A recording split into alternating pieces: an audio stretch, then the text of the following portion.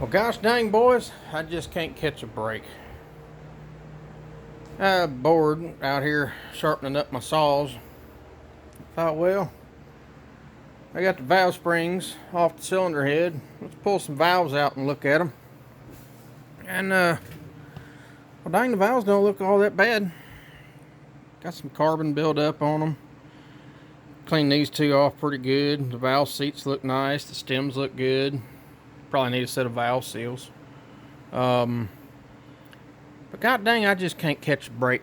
I don't know if you can see it or not. There's a gosh dang crack right there in that intake seat, right to the injector, on two holes. So, I pulled the dadgum head apart. Oh, wait a minute. No, there's another one. I don't know how well you can see it. There's three holes. I wonder if there's any more. No, it looks like three holes. So, she gonna need a cylinder head too. God dang, it's starting to get deep in here, boys. I'm about to get a new set of waders. I don't know. I got a few people looking for cylinder heads. I really can't afford to buy one. I'd love to have a stage 1 D&J head or something like that, but I ain't got almost $3 grand to throw down on a cylinder head. I'll do what I can. I mean, if I can find another good casting, well, I guess I'll have it built. I do know, so there was two different cylinder heads, and apparently they changed when they intercooled the trucks. The early cylinder heads took a 9mm injector.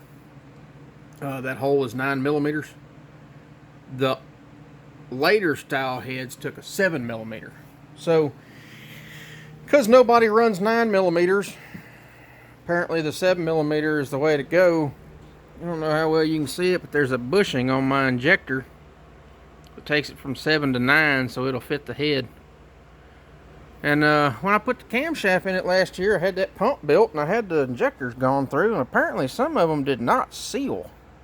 That dude right there is just covered in carbon, like it was getting past that copper, but the copper looks pretty dang good. I don't know. I put new, there's little O-rings on the top of the hold downs.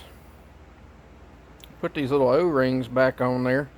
It's kind of hard to find them, but that little O-ring right there, it's supposed to seal the top of the hold down and keep, water and stuff running past the injector. But I mean, yeah, I had to spray a couple of them with some penetrating oil to get them out of there. They was awful stuck. So I'm about to clean the injectors up too. And heck, if I can find a cylinder head that's 7mm, I can take them bushings off and just put coppers back on it and be done with it. But now I gotta find a gosh dang cylinder head. I just can't win.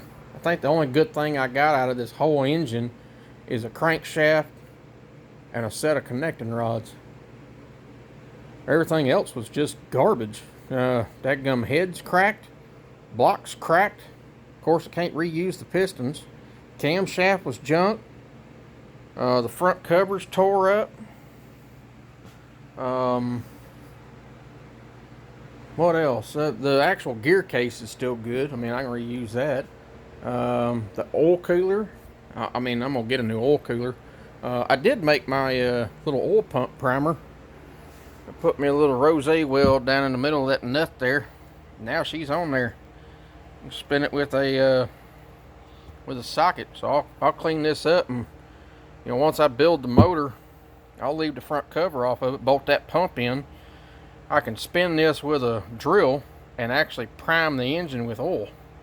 Make sure everything's coming up everywhere, and then once I'm done, I can bolt my new oil pump in, pull this one out, slap the front cover on it, and I'm good to go. Because I hate dry starting stuff.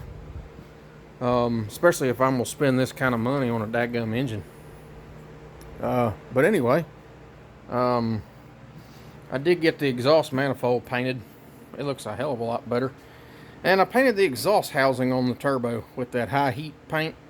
Of course, I mean, that stuff says to 2,000 degrees, but I don't know how long it'll last. I just didn't want it to rust too much. Didn't really feel like painting the center cartridge. I know it'll rust, but, you know, whatever.